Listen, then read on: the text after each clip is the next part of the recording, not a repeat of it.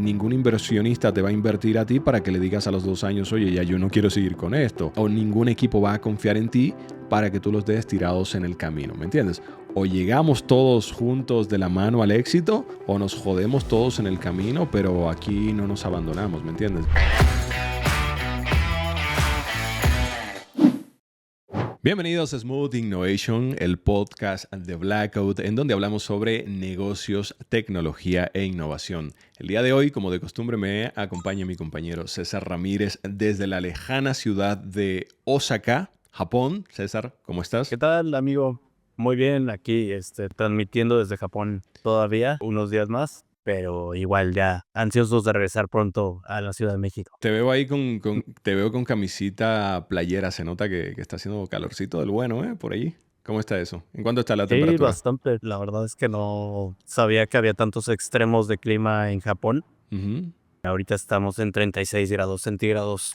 Wow. Y pues sí es un poco complicado, pero pues ya sabes, el aire acondicionado. El problema es cuando sales a la calle. Interesante. Y por tu preciada ciudad, el clima bastante templadito, 18 grados, ya está lloviznando, y muy interesante por aquí en la Ciudad de México también. Oye, César, y a ver, como de costumbre, hoy tenemos un tema interesante, de esos temas polémicos, un poquito ácidos que me gustan. Pero, como de costumbre, siempre traemos alguna noticia para compartir que haya sucedido, alguna noticia interesante de la semana. ¿Empiezas tú o empiezo yo? Yo tengo una por aquí que la vi y me emocionó como no tienes idea. O sea, me puso a brincar como un niño chiquito porque me despertó uno de esos sueños que yo he tenido durante toda mi vida, ¿no? Ese sueño de infancia, y es el sueño de poder volar. Ese sueño que tenemos casi prácticamente todos los niños, ¿no? De poder volar. Bueno, pues resulta que una startup que me gusta mucho, que salió en 2017, se llama Gravity Industries. Es una startup de Inglaterra, Reino Unido. Acaba de desarrollar o de efectuar en Dubái la primera carrera de jetpack. Estos aparatos, ¿no? Que te pones esta mochila, que te pones acá en los brazos y en la espalda para poder volar. Resulta que acaban de realizar la primera carrera de la historia. ¿Recuerdas que hace como, creo que 1 o 2 episodios atrás, estábamos hablando, ¿no? De cuáles van a ser los deportes, por ejemplo, del futuro, ¿no? Y estuvimos hablando de las peleas de robots, de los drones, etcétera. Bueno, pues yo creo que esto fácilmente se va a convertir en un nuevo deporte. No dudo que empresas ya o están patrocinando fácilmente, van a entrar pronto por ahí empresas como Red Bull, ¿no? Que les gusta este tipo de actividades. César, para que tengas idea, escucha esto. Esta startup se lanzó en 2017 apenas. Estos aparatos pueden volar a una velocidad de hasta 135 kilómetros por hora y hasta una distancia, una altura de 3.600 metros. O sea, 3 kilómetros, 600 metros por encima de nosotros. Por supuesto, no vuelan a esa altura por cuestión de seguridad, pero lo más interesante es el precio, César. Ya yo estaba pensando en empezar a ahorrar para comprarme uno, para ir a competir, y me di cuenta que no es tan caro, es tan baratito, $400,000 por equipo cuesta esto. ¿Qué te parece? Interesante, la verdad, y las aplicaciones que se le están dando están tremendas. ¿Cómo lo ves? No, muy interesante. También suena un poco arriesgado, ¿no? O sea, me imagino que una carrera en el mar, pues no hay tanto problema, o en un lago, porque pues te caes y no pasa nada, así agüita. Pero No, imagínate en pero el escucha esto, desierto. una caída en el mar a Sí. 135 kilómetros por hora es como si te rodaras en concreto, ¿eh? Te vas a romper hasta el último Me- huesito, entonces sí tiene su riesgo, la verdad, pero bueno, ahí está lo interesante en la adrenalina. Yo sí lo haría, la verdad, si tuviera la oportunidad. Yo tal vez. No, pero está muy Pero interesante, como César. medio de transporte, Como medio de suena increíble. transporte. Imagínate. Bueno, mira, de hecho ya se le está dando uso a nivel militar, a nivel de rescate y a nivel justamente de deportes extremos. Entonces yo creo que van a empezar a surgir otros usos muy interesantes. Imagínate, no sé, vamos a suponer hay un accidente, que por supuesto están los drones, ¿no? Pero imagínate, hay un accidente, vamos a suponer, en una zona muy difícil de acceder. Puedes mandar un dron con medicinas, pero ¿quién las va a aplicar? Entonces imagínate algún paramédico, ¿no? Capacitado con uno de estos jetpack y una mochilita de medicamentos o algo para ir a digamos, a asistir en eventos como ese, ¿no? O rescates, etcétera. Yo creo que está muy interesante. Igual y le voy a dar seguimiento y posiblemente hagamos algún episodio de esto para conocer un poquito más, ¿no? De sus aplicaciones y lo que se está logrando a nivel de nuevos, digamos, vehículos de transporte, desde drones y otros más. ¿Qué te parece? No, buenísimo. Por lo mientras, vamos a ver cómo siguen estas carreras de De, jetpacks, de de Jetpack. gente en jetpacks, ver cuáles son las tácticas, cómo se le mete y se le cierra uno al otro. Ya ha de ser interesante, ¿no? Porque también, si lo quieres rebasar, ¿tú le puedes meter el codo o cómo? Algo ahí, no sé, Así de, algo ahí le pican los ojos. ajá, le picas los ojos, lo empujas o algo. Muy interesante. Vamos a ver qué pasa. ¿Qué te parece si vamos con el tema principal del día? Te hago una pregunta y con esto te lanzo el tema del día. ¿Prefieres ser el dueño de una startup, del 100% de una startup que valga 10 millones o el dueño del 10% de una startup que valga $1 billón? O sea, $1.000 millones. ¿Qué prefieres? Sin hacer todavía las matemáticas, la segunda. La segunda, ¿verdad? Yo creo que esa es la respuesta que nos podría dar muchísima gente. Porque, por supuesto, representa más dinero, ¿no? El 10% de una startup que Bueno. valga $1 billón, pues ¿cuántos son? $100 millones, ¿no? O en este caso, $1.000 millones. Estamos hablando en billón anglo o latino, ¿no? Siempre tengo Sí. confusión con eso. A mí me gustan millones, billones y trillones en gringo, ¿no? Pero bueno, César, ahí te va. Esa es la respuesta que nos podría dar, yo creo, la mayoría de personas que puedan ver este podcast. ¿Por qué? Porque por supuesto es más dinero. Pero resulta que hay algo interesante en este mundo y es que no todos los seres humanos necesariamente en algún punto de la vida querríamos más dinero, sino que querríamos algo más importante todavía, que es más libertad. ¿Y por qué te hago la pregunta? Porque el episodio del día de hoy está titulado Startups, Bootstrapping o mediante inversión, o sea, crecimiento mediante bootstrapping o crecimiento mediante inversión. Para dar un poquito de contexto y luego que me des tu opinión inicial de qué prefieres, ¿no? Y por qué prefieres la startup del el 10% de una que valga $1 billón, te voy a dar un poquito de contexto qué significa. Bootstrapping básicamente es una startup que crece con recursos propios, ya sean ahorros, ya sean ingresos iniciales o clientes, ¿no? Y las startups que crecen mediante venture capital o, digamos, capital de riesgo en español, pues normalmente, digamos, son sí, las que obtienen capital para buscar el crecimiento, ¿no? Pero ¿qué sucede? Que no necesariamente, cuando uno está emprendiendo, necesariamente quiera buscar tener, digamos, más crecimiento rápido. Ahorita vamos a explicar un poquito por qué. No necesariamente quieres inversión al inicio y no necesariamente cambiarías algo que es libertad a cambio de más dinero, ¿no? Porque habemos diferentes tipos de emprendedores que ahorita los vamos a ver también.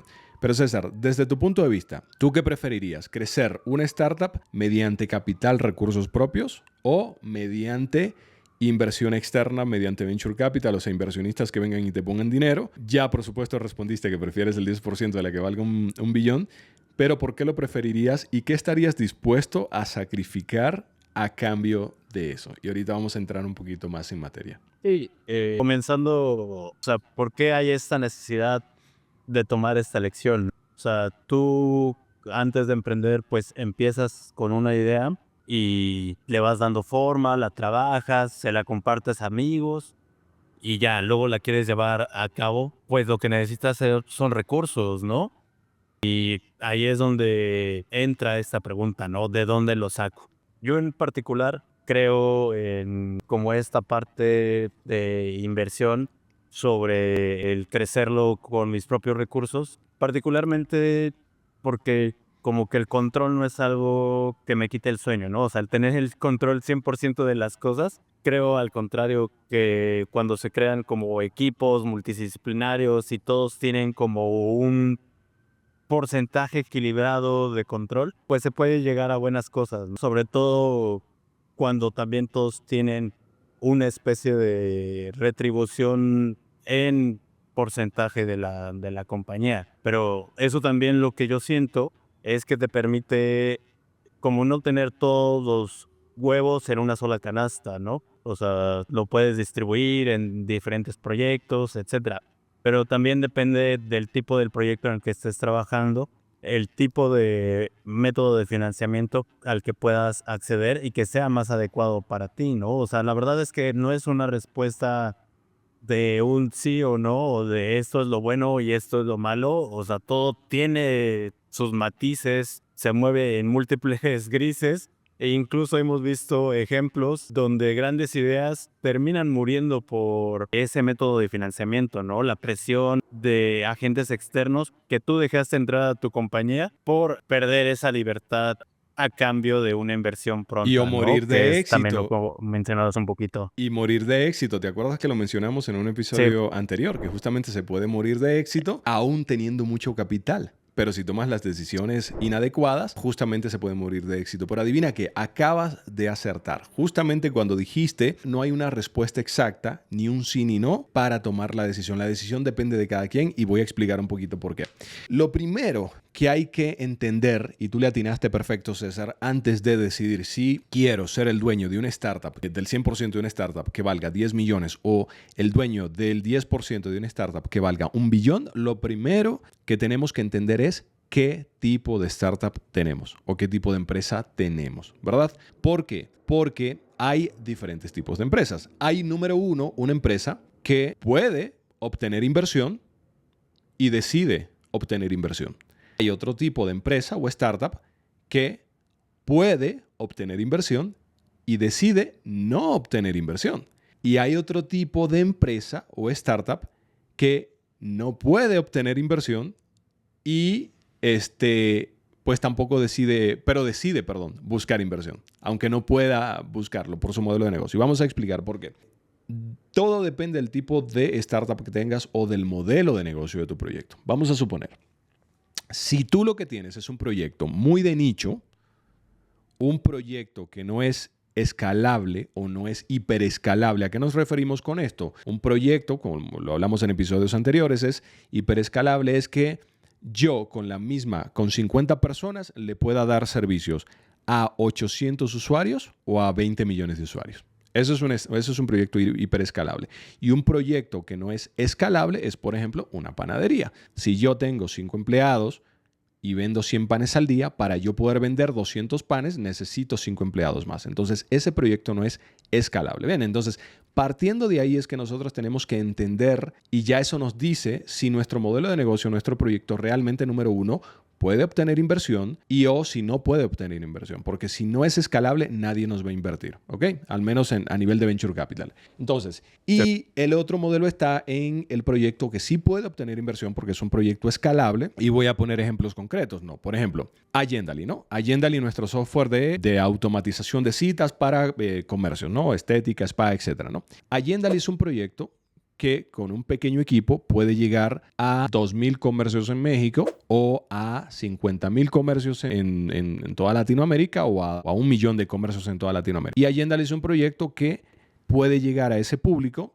sin tener que, digamos, llegar a posicionar un equipo operativo en cada país. Lo puede hacer directamente desde México porque solamente software, no tenemos que importar nada, no tenemos recursos físicos, etc. ¿No? Es puro software y simplemente se replica. Ahora bien, en el caso, por ejemplo, de Blackout, si nosotros queremos desarrollar más software, necesitamos tener, por supuesto, más equipos, más colaboradores, ¿verdad? Entonces, Blackout, digamos, no es un proyecto tan escalable. ¿Puedes recibir inversión? Claro que sí, porque es un proyecto rentable, pero no necesariamente, digamos, puede obtener unas ingentes cantidades de inversión. Entonces, partiendo de ahí, ya entendiendo qué modelo de negocio nosotros tenemos, ahora, César, lo siguiente es entender qué tipo de emprendedores somos nosotros. ¿A qué me refiero con esto? Hay diferentes tipos de emprendedores y tú sabes que yo sigo una filosofía que me parece muy interesante, que se llama vida por diseño, que básicamente vida por diseño es tener, digamos, diseñar el tipo de vida que tú quieres vivir. O sea, ¿cuál es la forma en que tú quieres vivir? ¿Y a qué me refiero con esto? Vamos a suponer,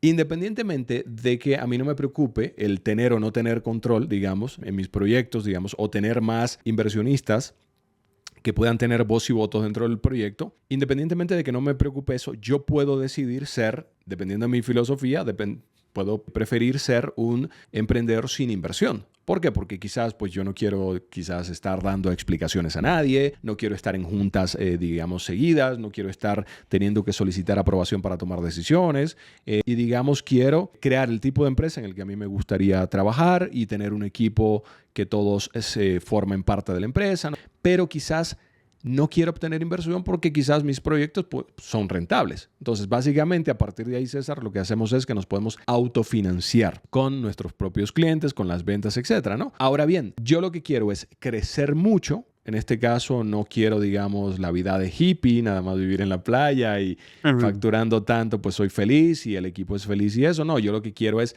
crear ese startup de $1 billón que César menciona. Pues allí sí, César, podemos buscar, digamos, inversión y decir, vamos a crecer a lo duro, ¿no?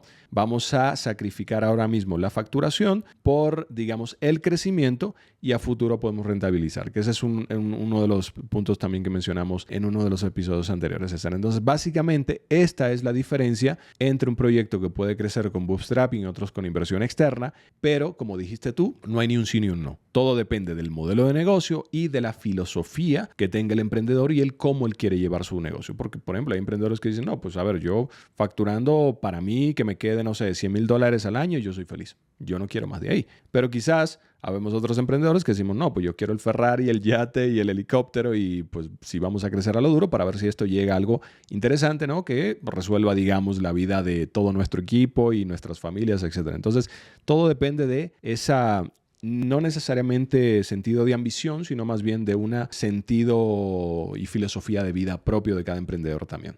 ¿Qué te parece? Muy interesante todo lo que dices, porque incluso hay veces que esta decisión del método de financiamiento depende de como el contexto en ese momento, ¿no? Del mundo. Por ejemplo, en el caso de Uber, pues era una empresa con una idea revolucionaria, pero que necesitaba escalar rápidamente, entrar en diferentes mercados, porque su idea al final de cuentas era replicable. O sea, y aún así vimos que surgieron los Didi, los Lyft, ahorita Cabify. ¿Cuántos diferentes productos salieron después de la idea que tuvo Uber? Y que si no hubiera recaudado como unas múltiples fuentes y rondas de inversión, no hubiera logrado competir en tantos mercados al mismo tiempo. Entonces, no solo fue como tu deseo de, más bien tu personalidad como emprendedor, tampoco fue el tipo de negocio que tenías, sino que ahí fue el contexto. Y creo que es algo que ahorita estamos viviendo mucho en términos de inteligencia artificial, de que vemos a múltiples compañías que están quemando dinero invirtiendo en esta nueva tecnología, pero porque quieren ser los dueños de ella a largo plazo, ¿no? Que ahí tenemos a los Google, a los Microsoft, a los Apple, compitiendo por ver quién va a hacer la norma, quién se va a volver en ese Windows hacia el futuro, ¿no? De la inteligencia artificial. Sí, sí, sí. Sí, eso es un dilema interesante, César. ¿Por qué? Porque también existen los casos de empresas que han crecido mucho, no quizás, por supuesto, al nivel de Uber, pero hay empresas que han crecido bastante también, que han sido hiperescalables, por supuesto, más lento, perdón, pero no necesariamente han levantado inversión. Y para los que no saben, una de esas empresas es MailChimp.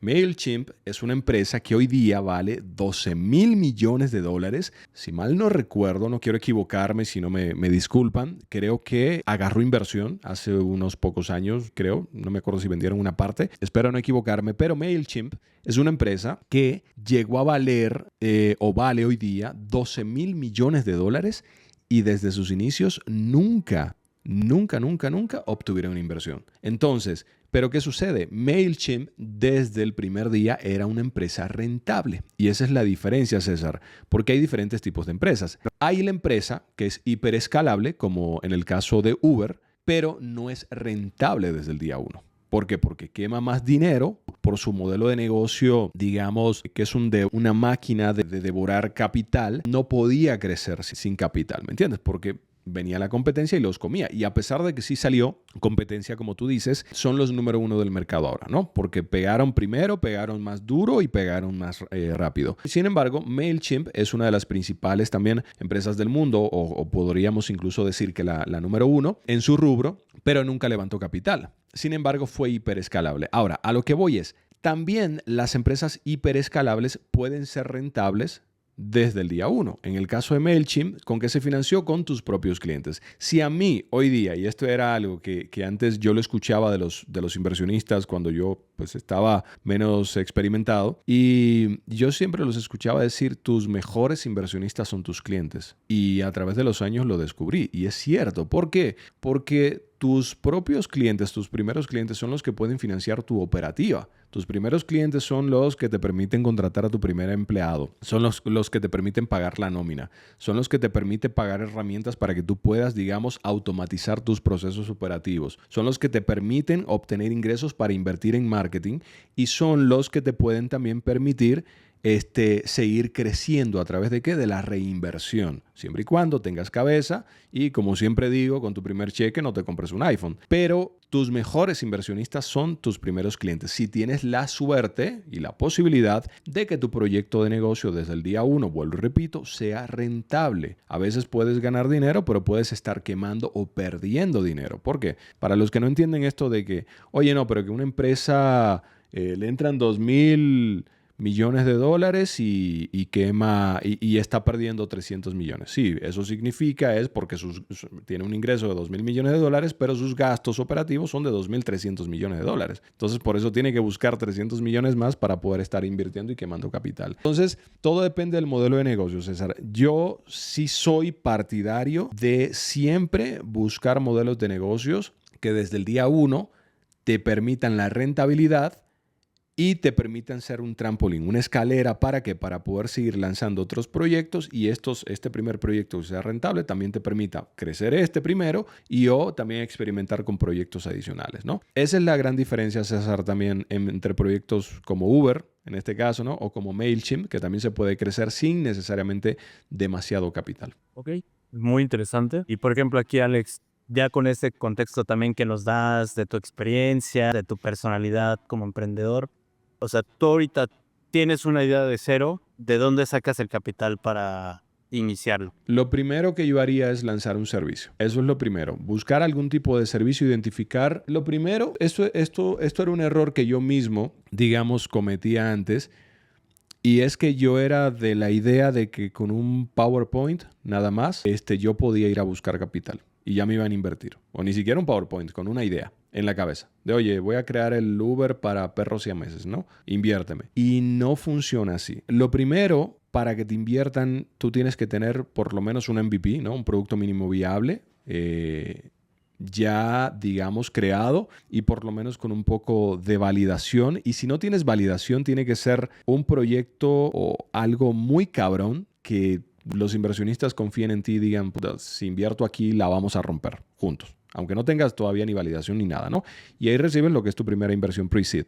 Pero por lo menos tienes que tener algo que mostrar. Por lo menos un producto mínimo viable, una maqueta ya, ¿no? Un prototipo. Ahora bien, si yo tuviese, y para crear eso, ¿no? Necesitas recursos para crear ese prototipo. Entonces, ¿de dónde saco ese prototipo? El dinero, para justamente iniciar ese prototipo. Lo primero que yo haría, César, es identificar alguna necesidad en el mercado. Una necesidad latente y me iría 100% enfocado en las empresas. ¿Por qué? Porque las empresas, a pesar de lo que muchos pensarían, es más fácil venderle a empresas que venderle a personas. Porque las empresas son más, digamos, frías a la hora de tomar decisiones y es simplemente si tú me solucionas un problema que yo tengo, ven que te voy a comprar el servicio. Pero las personas son muy emocionales, las personas piensan más en puedo gastar esto, ¿por qué te lo compro a ti? Eso está caro, etcétera. Pero las empresas es básicamente, oye, tú me puedes ahorrar, no sé, 50,000 pesos de electricidad al año porque inventaste un aparatito.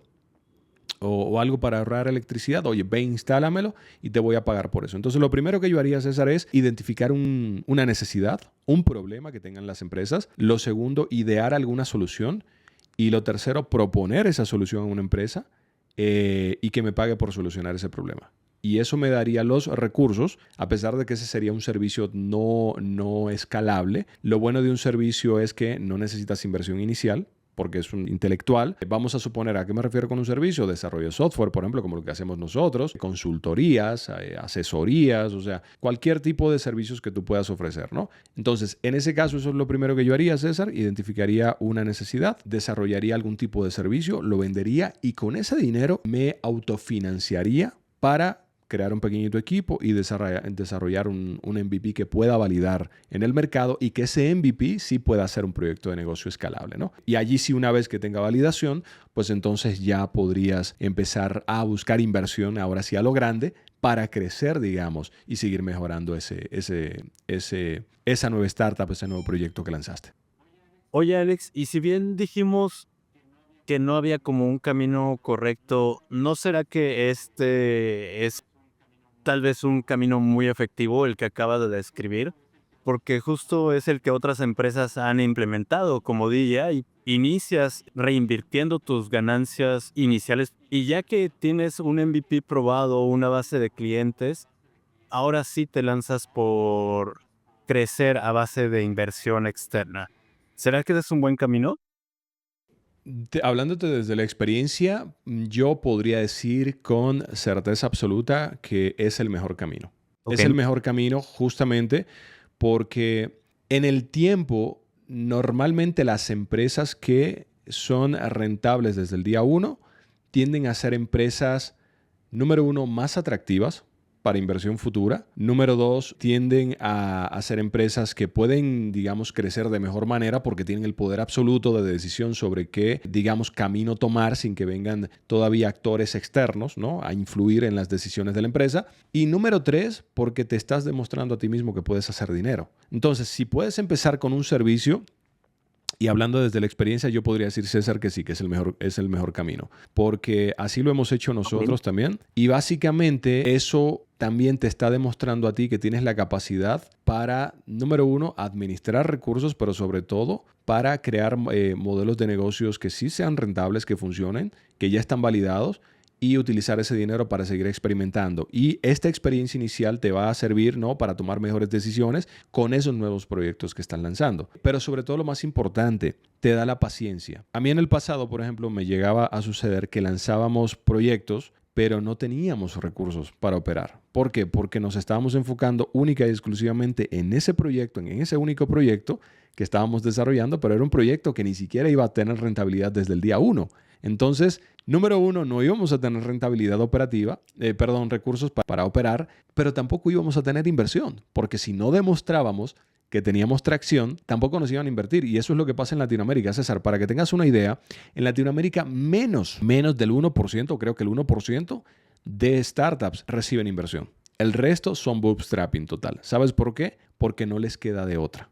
Y por eso los latinoamericanos hemos demostrado una y otra vez que somos tan chingones, como se dice en México, porque lo que no sabemos nos lo inventamos. ¿Y por qué? Porque mientras en un bar te firman un cheque en una servilleta por $1 millón, $2 millones para un proyecto que ni siquiera podría existir todavía, en Latinoamérica todavía los inversionistas son muy tradicionales. Y si bien, digamos, ya se está formalizando, se está institucionalizando, ¿no?, y hay bastante más conocimiento sobre la inversión en empresas de tecnología, todavía en Latinoamérica a la hora de invertir pensamos siempre todavía en ladrillos, ¿no?, como comúnmente se dice, ¿no?, en bienes raíces, en negocios más tradicionales, porque, número uno, digamos, personas que tienen los recursos para invertir, pues la mayoría son personas de la vieja escuela, que no están acostumbrados a este tipo de cosas y tú le vienes con la idea de, oye, un proyecto que va a ser el Uber para perros siameses y va a quemar $20 millones al año durante 5 años. Inviérteme. No, te van a mandar para el mismísimo carajo, ¿me entiendes? Entonces, los pocos que sí entienden esto y que sí arriesgan, digamos, son inversionistas que son muy selectivos. Por lo mismo de que también el número de startups que puede llegar a tener éxito es muy pequeñito, entonces estas personas se cuidan más y pues prefieren invertir en los llamados emprendedores con pedigrí, como se les llama allá afuera, que son los que vienen de Stanford, que vienen de Harvard y simplemente con un MBA ya lo presentan y le ponen 5 millones en la bolsa. Y podría sonar injusto, pero lamentablemente así es la vida, ¿no? Entonces, a los que no tuvimos la suerte de que nos invirtieran desde un inicio, porque no traíamos ese pedigrí, César, no nos quedó de otra que ingeniárnosla y buscar manera de obtener recursos desde el día uno. Y así fue como se nos ocurrió entonces empezar como DJI con un servicio, ofrecer un servicio, solucionar un problema, nos pagan por ese problema y ese dinero lo reinvertimos para seguir ofreciendo más servicios de ese tipo, pero también para empezar a experimentar con otros productos y servicios que pueden convertirse en proyectos independientes como hoy día el ecosistema de DJI, que como vemos ya es la empresa más top a nivel de tecnología mundial. César, sí, definitivamente es el mejor camino para empezar. Sí, que igual como para darle más contexto a la audiencia, DJI es esta compañía que todos sus influencers se utilizan. Crean equipo para la creación de contenido, micrófonos, drones, cámaras, estabilizadores, pero pues son una empresa que desarrolla tecnología. Ellos como tal iniciaron en 2006. Frank Wang consiguió inversión por medio de amigos y familiares. Y al inicio lo que vendían no eran hardware completo, vendían únicamente piezas para los entusiastas de los drones, que igual ahí pues los drones eran muy de nicho, no es lo que es ahora, ¿no? Entonces vendían las piezas para que ellos construyeran sus propios equipos y posteriormente esa venta la reinvirtieron y ya hasta el 2012 fue que Frank Wang decidió que su tecnología estaba muy avanzada versus la competencia y para comérsela por completo pues necesitaba una inversión que lo ayudara a crecer rápidamente. Entonces este camino pues es el que más o menos también estaríamos recomendando. Por supuesto, lo decimos fácil, ¿no? Pero no es fácil. Se escucha fácil y por supuesto para nada es fácil, porque ahí también te viene el tema de que tienes que aprender a vender. Y siempre lo digo, si como emprendedor no sabes vender, mejor no emprendas, definitivamente, porque todo emprendedor tiene que saber vender, porque básicamente emprender se trata de vender. Tienes que venderle la idea a tus colaboradores, tienes que venderle la idea a los inversionistas, tienes que venderle el servicio a tus clientes, ¿me entiendes? Y tienes que venderte tú mismo la idea de que puedes llevar a cabo ese proyecto, de que te lo crees realmente, porque si no sabes vender en todos esos aspectos, la vida entera se trata de vender y si no lo sabes hacer, definitivamente te recomiendo no emprender. Y se escucha crudo, pero es así. Y César, si nos vamos un poquito más acá, fue el caso también de Apple. Como tú lo sabes, la historia de Apple empezó así también. No empezó con una computadora, no empezó con un iPhone. Para nuestra querida generación Z, incluso muchos millennials, ¿no?, de nuestra generación que no conocen la historia, Apple fue vendiendo, creo que placas gráficas o algo así, ¿no? Y a través de eso se fueron financiando y justamente a la hora de ofrecer, digamos, esas placas, se dieron cuenta que el mercado les habló y el mercado les dijo, yo no quiero una placa, yo no quiero tener que instalar, digamos, armar mi computadora en mi casa, yo no quiero hacer eso. También donde los emprendedores tenemos que aprender, César, a siempre tener los ojos y los oídos abiertos y aprender a leer a las personas, a leer el mercado y a identificar necesidades. Steve Jobs, cuando estaba vendiendo estas placas, le dieron, oye, no, es que mi gente no son técnicos, no son geeks, no saben nada de tecnología. O sea, mis clientes son personas comunes que quieren venir, comprar una computadora, prenderla y usarla. Yo no quiero tener que armar la televisión que voy a ver. Yo no quiero tener que armar el teléfono que voy a usar. Yo no quiero tener que armar la computadora que voy a utilizar. Entonces, allí Jobs se dio cuenta que había una necesidad en el mercado y dijo, espérame, te vendo tantas placas, con eso obtengo los recursos suficientes y construyo ahora sí una computadora completa. Entonces, así mismo fue como empezó DJI también. Entonces, también tenemos que tener los oídos y los ojos abiertos, César, porque a través de esa misma, del servicio que estamos ofreciendo, podemos también identificar nuevas necesidades que hay en el mercado. Vamos a suponer, si nosotros le estamos desarrollando a través de Blackout un RP a una empresa, ¿no?, para la administración de sus procesos operativos, identificamos, no sé, que esta empresa tiene un dolor X adicional en otras de sus áreas. Oye, pues podríamos ofrecerles desarrollar esa solución, vendérselo por algo adicional y tener más recursos para autofinanciarnos. O podemos identificar que si esa empresa tiene ese problema, digamos, adicional a lo que le estamos ofreciendo, podemos decir, oye, si lo tiene esta empresa, lo podrían tener otras empresas también de su mismo giro, de su mismo rubro, de su mismo nicho, de su misma industria. Entonces voy a desarrollar un servicio aparte para ofrecerlo ahora a las empresas también de esa industria y ver si realmente lo quieren. Y ahora no tengo solamente un servicio, tengo dos que también me van a permitir seguir autofinanciándome y seguir reinvirtiendo en nuevas soluciones, ¿no? En esa exploración, digamos, hasta encontrar ahora sí, César, algo que realmente pega el pelotazo a lo grande y decir, espérame, ahora aquí sí hay algo interesante. Vamos a enfocarnos a esto. Pero mientras tanto, la mejor idea es eso, empezar por un servicio que nos dé, no nos va a hacer millonario, pero por lo menos nos mantiene vivos, nos permite ir experimentando y a través de eso logramos crear algún producto o servicio que pegue el pelotazo, como fue el caso de DJI, y ahí sí nos enfocamos solamente por ese nicho. Esa es la mejor manera. Qué interesante, Alex. Entonces, digamos, tenemos que tener la capacidad de identificar qué tipo de emprendedor somos y qué tipo de empresa tenemos. También ser súper receptivos a todas las oportunidades que puedan ir surgiendo mientras crecemos nuestro negocio. Y adicional, pues también esto de evaluar que hay etapas en las que podemos crecer solos y etapas en las que nos convienen traer a externos y a capital externo para favorecer el crecimiento, ¿no? Totalmente, Y César. igual como para ya ir concluyendo, creo que lo hemos dicho nosotros a lo largo de los episodios, el financiamiento es solo una parte. No importa si te vas por inversionistas ángeles, si es bootstrapping, al final pues el diablo está en los detalles, ¿no? Y la ejecución es lo que termina decidiendo el camino de tu empresa. Y en ese sentido, pues, qué mejor forma de dar vida a tu proyecto que en compañía de un aliado. ¿Qué opinas, Alex? Totalmente, esa es la mejor manera, César, de acompañar a tu proyecto, a tu empresa. Y siempre tienes que buscar ayuda. Independientemente de que tú identifiques que necesitas o no inversión, no significa que no necesites ayuda, que no necesites apoyo, porque no lo sabemos todo. O sea, tienes que informarte, tienes que aprender, tienes que nutrirte de tu industria, de cómo funciona tu modelo de negocio, de cómo puedes, porque también a veces sucede el caso de que hay emprendedores que piensan que lo único que necesitan es desarrollar un servicio, lanzarlo y voilà, ¿no? Y no piensan en temas legales, en temas fiscales, en temas humanos, también en temas de operativos, en temas administrativos, y siempre hay que buscar ayuda. Y sobre todo, si vas a lanzar, por ejemplo, un proyecto de tecnología, el tema, pues por supuesto, tu core es la tecnología, ¿verdad? Entonces, si tú no lo sabes hacer y en algún momento decides lanzar un proyecto, tienes que buscar aliados también que te ayuden, ¿no? Y es, por ejemplo, lo que hacemos nosotros en Blackout. Nosotros lo que hacemos es ayudar a grandes empresas y startups a desarrollar, digamos, fuera a medida, ¿no? Si necesitas una aplicación, si necesitas un ERP para tu empresa, un CRM, o sea, una nueva web, o sea, cualquier proyecto de software que necesites en tu empresa, nosotros en Blackout te apoyamos, ¿no? Y justamente así fue como nació Blackout, ¿no? Por la necesidad de que identificamos de que si nosotros también teníamos la necesidad en un pasado para desarrollar productos y servicios también a nivel de tecnología, pues también otras empresas lo tenían, ¿no? Y decidimos lanzar este proyecto como un apoyo a la sociedad. Definitivamente, César, esos son los factores que hay que identificar, como bien lo mencionaste, qué tipo de emprendedor eres, si necesitas o no inversión.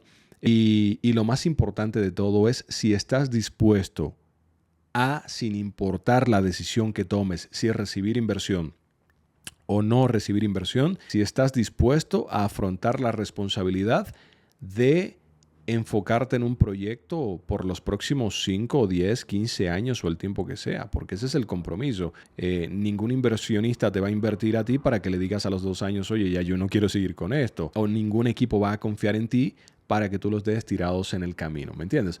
O llegamos todos juntos de la mano al éxito o nos jodemos todos en el camino, pero aquí no nos abandonamos, ¿me entiendes? Entonces, esa es una de las cosas también que tienes que estar dispuesto, como bien lo mencionaste tú, el diablo está en los detalles y no se trata de ideas, se trata de ejecución. Y ejecutar es aprender de todo para poder llegar, digamos, a llevar ese proyecto al éxito. Buenísimo. Comprometerse.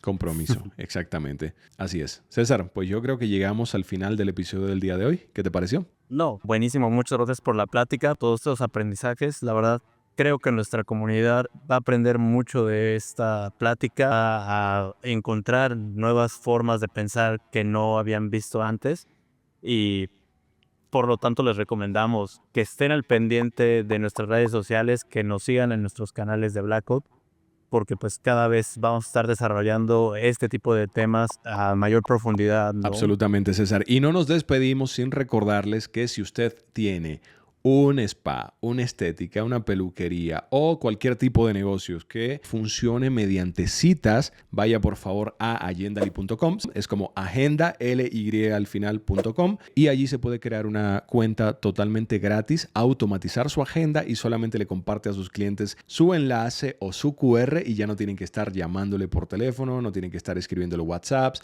no tienen que estar preguntándole, oye, ¿tienes tiempo disponible X o Y fecha? No, simplemente usted le comparte ese enlace o el QR y sus clientes van a agendar solitos, ¿no? De manera que así minimiza la cantidad de cancelaciones y aumenta su facturación mensual. Muy bien.